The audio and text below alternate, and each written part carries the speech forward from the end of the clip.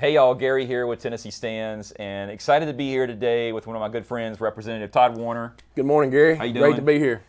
District 92 here in Williamson County. But I think also a lot of folks around Tennessee, you know, if they're following Tennessee Stands, if they're reading the news from our good friends at the Tennessee Conservative News, Absolutely. Many people know that you're one of our most conservative legislators, hands down. I mean, I know you were super vocal, as well as many legislators were, fighting against these red flag laws, you know, that the governor proposed last year. Absolutely. You know, things like medical freedom, fighting to secure our elections. You brought a bill this year to make sure that local law enforcement agencies were not coordinating surveillance against everyday citizens with the FBI. Yes. Which, of course, they didn't want to hear. Killed it in committee. Yeah. Got killed actually over in the Senate before it got killed in the House, but yeah. And that bill was drafted and sort of crafted by a whistleblower, Steve Friend. Yeah. I mean, it Great guy. Yeah, it had some powerhouse behind it. You know, we want to work with the FBI when we need to on criminal stuff, but as far as going down here and going after mom at the school board meetings, that's the kind of stuff we were trying to stop. And you would think here in Tennessee we could have got it done. Are arresting people for praying in an abortion clinic? Absolutely. Maybe Gary. we shouldn't be doing that? Yeah, absolutely. That's the kind of stuff we were trying to stop, and couldn't get it out of committee with the supermajority. Yeah. But even after being one of the most conservative legislators on a myriad of issues that Tennesseans are concerned about, you got, I mean, ferociously attacked. Not only publicly by folks like Americans for Prosperity, who sent mailers out, they did push polls, texting campaigns against you. Absolutely. And why? For what reason? Because I stood up against the voucher bill, Bill Lee's voucher bill.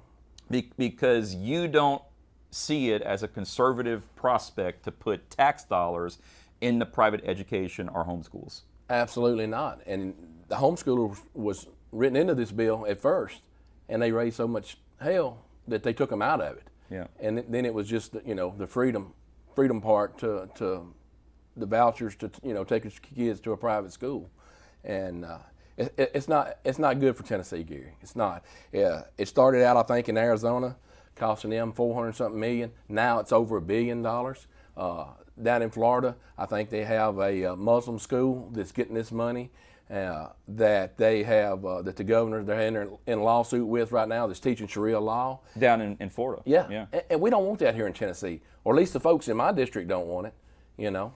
Yeah. So some of the conservatives are trying to prop this up as, you know, pushing Christian education and whatnot. But I think what a lot of people don't realize is once that money starts flowing, well, then it becomes discriminatory, you know, to begin to regulate whatever religious curriculum some other religion might want to teach with our tax dollars. Absolutely. And there's a case out in Arizona, and I presented it in committee where an LGBT school has started out there receiving tax dollars. Yeah. You know, me as a Christian I don't think my my tax dollars should go to that. Right. Well, so you're not alone. I mean, you're not the only legislator. They worked really hard to paint you that way. Right. but the bill failed. Yeah. It couldn't even make it to the floor. Right. You didn't do that by yourself. Right. Out of 132 legislators, there are others. By the way, we were talking before we started recording that behind the scenes are like thanking you. Absolutely. Because they don't want to have to vote on this bill. No, they don't want to have to vote on it. And I wish, to be honest with you, I wish the Republicans would get it off their platform. You hear the argument, well, my tax dollars are going towards schools. Why can't I pick where my child goes? Well, you know, my tax dollars go to pay for food stamps, to help people on housing, to help people on electric bills. My kids are out of school. I mean, there's an argument. There's always an argument to make. To fund illegal immigrants that are coming into the state of Tennessee. Absolutely, yeah. That we can't ask when they enter our schools whether they're here illegal or not. Yeah. And you know, some of the questions I asked the commissioner, so sadly disappointed in our education commissioner. First of all, it just breaks my heart that our governor goes outside the state and picks someone to run our Department of Education, when we have many qualified people. Out of 7 million citizens in our state, there's many no qualified one people in this state that share our values, that are homegrown right here in Tennessee, and we got to go to California to get one. We go to Texas maybe to get one, or Louisiana, wherever this last Miss Reynolds is from. I'm not sure, but there were several questions I asked. You were there one day in committee, and she couldn't answer the questions, and it just breaks my heart that that we got someone like this running. Yeah, she had. Department. When you asked questions in the committee about how this program was going to be administrated, should this bill pass, she was clueless, had no idea. So one thing that really bothered me, Gary, is I downloaded an application from Arizona, and I sent it to her, sent it to Chairman White, and I sent it to the whole education committee for them to review. And my question to Ms. Reynolds was, Ms. Reynolds, did you get a chance to review the email that I sent you? And she said no. And I said, well, to be fair with her, her assistant there, Jack Powers, was there. And I asked Mr. Powers, I said, Mr. Powers, did you get a chance to review the email? He said, I did. He said, but you didn't tell me what I was looking for. I said, well, I guess you want me to give you the test and the answers, And so I said, did you notice anything that was not on that application? And he says, no, you didn't mention anything. I said, there was no box on that application to check whether you were a U.S. citizen or not. I then turned to Ms. Reynolds, and I say, Ms. Reynolds, now that you know what the question is, will you make sure if this passes, when we draft the application for Tennessee, there will be a box to check that if you're here illegal or not? I said, will you have a box on there to check that you are Check U.S. the citizenship, yeah. And she would not answer the question. Yeah. No idea. And they're selling this all along as no illegals will get this money. It's coming from a separate pot of money. It's not mixed with the Title IX money or whatnot. It comes from the federal government. But we're not really sure because we're not going to check. We're not going to check. We're not going to ask. Red flag threw up to me right there. I said, wait a minute. Something's not good about this. Then there were several other questions. The governor likes to argue competition is going to make the public schools better. Yeah. I said, give me 3 examples, Ms. Reynolds, of how competition, how this is, if we approve this, how this is going to make our public schools better. Couldn't do it. Yeah, so government subsidies into the private sector create competition? That's what they're trying to sell it on. Has it worked that way in farming? Like, don't we subsidize our entire, corn crop? Has that built the farming community? No, they fight that crap. And for many farmers, those government subsidies now have become the only way they can survive. Right. Yeah. So what happens whenever private education gets to the place where the only way it can really survive is by government money? Yeah. Is that freedom? Is that education freedom? Yeah. Whenever you need government subsidies to survive? And folks don't believe for 1 minute that the government's going to hand you something and it's not going to come with some guidelines. Yeah. No requirements. Another question I asked Ms. Reynolds is, we've banned CRT in our public schools. And I know you hear cases, there's a bad actor here and there. We've banned it in our public schools. I asked Ms. Reynolds, I said, we've banned this in our public schools. Will you promise the taxpayers in Tennessee that they'll be banned in private schools? She wouldn't answer the question. Yeah. Wouldn't answer the question. Yeah. Which, well, theoretically, we wouldn't want to introduce more government regulation into private schools, but how will you do that whenever you're now funding those types of activities with tax dollars? Eventually, somebody's going to get pretty pissed off about that. Exactly. And now they're going to want There will be folks that will want regulations to follow because they don't want their money funding those kinds of activities. Right. We are already trying to get it out of our public schools. And a lot of times too down there, and you know this, but some of your viewers may not. We pass bills, but then the rule-making process comes back through government ops. When it comes through there, it passes out with either a favorable or unfavorable. That part never gets back. The rule-making process never really gets back to the House floor to get voted on. So a lot of times, things can get put in the rules that wasn't really intent of the bill. Right. Rules can administrate the law in different ways. Yeah. You explained it better than me, but absolutely, 100%. All right. So we're talking about school choice because it's a central issue, an issue that you got attacked for. But the reason I want to bring this up now is because we're in the middle of an election cycle. Yeah. And we're 2 weeks leading into election day. No, we're a week. We're a week from the day. Hello. We're a week from election day on August 1st in our statewide primaries, and we have some vicious things. In fact, I'm going to step off camera here and grab these. I brought Todd, I brought a I know what you got. I have a pile. Let's go through them. Let's just go through them. So I got a pile of mailers. So, I've seen this stuff before. Yeah, and so here's and the interesting thing is to find out who's paying for this mail. All right, so this mailer, which is an attack on Brian Beathard and of course supporting Lee Reeves here in and I want to read this, by the way. 65th district too, right? In the 65th district, and of course endorsed by the governor. This guy moved here in 2019. He's a real estate attorney. He's never led anything, never been involved in politics, has no record of doing anything at all. Next thing you know, he's trusted by Governor Bill Lee, and here's the talking points. He's going to crack down on illegal immigration. He's going to restore law and order.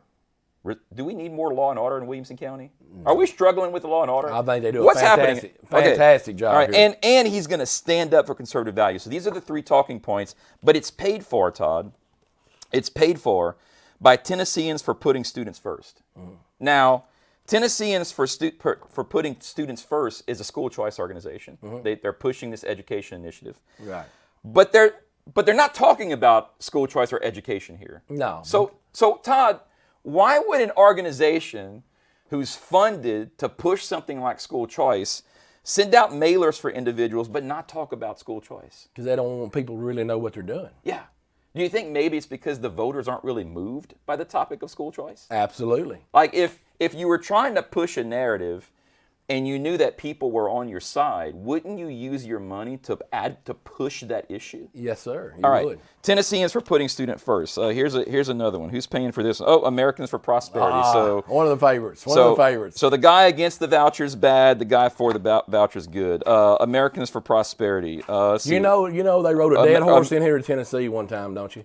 When they rode Nikki Haley's back in here and tried to get her elected as our next president, they rode a dead horse in here. Nikki Haley. Do you know Americans for Prosperity turned their back on the greatest president we ever had, Donald Trump? And they spent $37 million for Nikki Haley and $10 million against Donald Trump. I hope the Trump campaign remembers that. Americans for Prosperity. It's great. Let's see, what's this paid for? Tennessee Federation for Children. So that's the state PAC of American Federation for Children. We'll get to some of that money, but AFP again. Let's see, who else? Again, Team Kid PAC. Team Kid PAC is obliterating Frank Nicely, candidates here in Williamson County. Frank Nicely is one of the most conservative senators. Great guy. One of my favorite up there. Team Kid PAC. Let's see, who's this? Tennessee Federation for Children. Team Kid PAC, Team Kid PAC, Americans for Prosperity. What the point is? Here's all these political mailers, like millions, tearing up people's mailboxes, and they're all paid for by PACs. And we don't know who's contributing to those PACs. PACs that are funded out of by state. Money coming from where? Out of state. And so why, Todd? Talk about. Why are they spending so much money? I know you've had these battles with the governor, you've had these battles with the leadership in the legislature. Right. Why? They've called the dogs in. Yeah. The governor has called the dogs in. He wants this school choice bill to pass before he leaves office.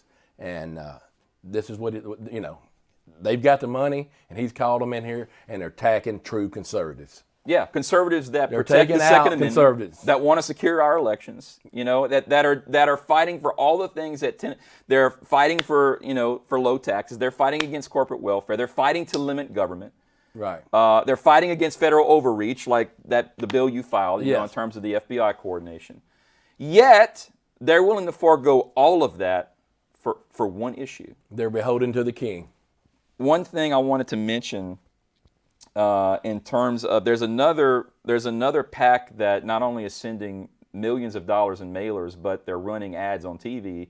It's called the School Freedom Fund, and they're backed by Club for Growth. Now, Club for Growth traditionally through the years would normally support a conservative candidate. On this issue, though, they've abandoned every conservative principle for one issue. And I just want to point out when you look at Club for Growth, because some folks think about that brand, but they don't know where the money comes from. Mm-hmm. I looked this up yesterday. The number one funder, I'm talking to the tune of tens of millions of dollars of the Club for Growth PAC that funds the School Freedom Fund that is obliterating conservatives right now in Tennessee. That money comes from a guy named Jeff Yass. Jeff Yass is worth over $20 billion. Now, here's what's interesting. Why is Jeff Yass a billionaire, and why does he have these millions of dollars to push into the Club for Growth PAC? Well, I'll tell you why. So he owns a major stock, he's got a major stock holding in a company called ByteDance, which is a Chinese company that runs TikTok. So it's when people, if you would just dig in a little bit and realize a lot of these issues and things that you're seeing in your mailbox. I mean, also you've got TikTok, which our own Congress, conservative members of Congress are working to ban because they know it's Chinese misinformation, disinformation. Right. They are fielding intelligence from America through this app. Right.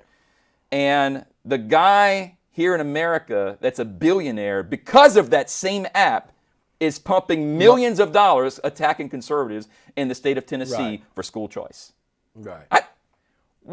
How should voters feel about that? I mean, they should be outraged. They should be outraged. And we've passed laws down there, and Speaker Sexton has had Sam Wisick carry a couple bills that tighten our regulation as a state rep to, on our finances to disclose Didn't more. tighten up the PACs, though. By George, these PACs need to disclose where every dollar's coming from, too. Yeah. I think. And I would love to carry a bill like that, but you know good and well what'll happen. That ain't going nowhere. That ain't going nowhere. It'll die in committee. It'll never get a second. Never get a motion. Yeah.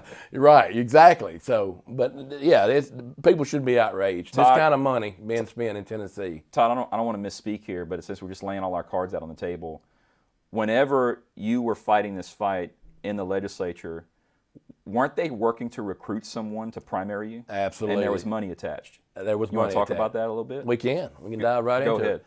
Well, I know for a fact that they offered a gentleman from Spring Hill. Yeah. He was like promised $300,000. He was promised $300,000 Yeah. if he would run against me. Yeah. From Republican leadership. From Republican leadership To run against you in a primary. to run against me in a primary. Why? I guess they thought he would vote for school choice, but I don't think they've done their homework, Gary, because this guy is against school choice, and his wife is a former school teacher. Yeah. So they called off the dogs because they realized they're. Well, he wasn't going to do it. Yeah. He didn't take them up on it. And I fully expected to be primary this time, and I'm sure they're hunting right now for somebody to primary me next time. It'll be interesting to see if they put me back on education or not. That's what I'm curious to see. What would you tell voters right now that are seeing that have their mailbox full of everything that I just threw all over the floor? What would you tell those voters? I'd tell them to do your own homework. Do not trust this garbage. This is garbage. It's what's ruined politics. It's what keeps good people out of politics. Yeah. Is this kind of garbage here that they send out. Yeah. So, what I want you to make sure you walk away with, number one, is just kind of a pro tip, right? When you get these things in the mail or you see a digital ad, there's always a paid for sign.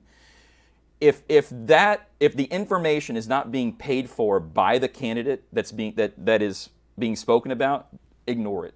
I mean, we have to get past believing everything that we see coming into our mailbox. Absolutely. There are nefarious means behind these efforts that you need to know about, and so I would trust what's coming in your mailbox very little. Here's the other thing I want to make sure every Tennessean knows. Thursday, August 4th is our statewide primary. There are a lot of people that get frustrated. They want to run for office. They get kicked off the Republican ballot. They're not bona fide. They want to get involved in their county Republican Party. They're not bona fide. They can't be on the board. But you can't just show up to the polls in November.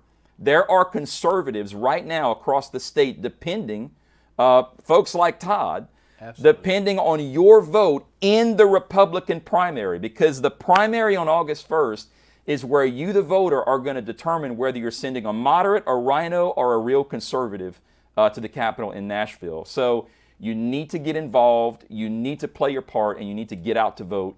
You need to support folks like Todd. You need to ignore the nonsense, absolute nonsense that's coming out from these out-of-state PACs, and support conservatives who are fighting in our legislature. And Todd, just appreciate you being here, man, and sharing. Thank you for Absolutely. Thank you for your fight. Thank you for taking the hits. Yes, I don't mind it. When it comes to doing the right thing, representing the people of the 92nd District and the great people of this state, I'm gonna be on their side. You know, I'm not beholden to leadership. You know, I'm accountable to the people of this state. Appreciate Thank you, sir. Thank you.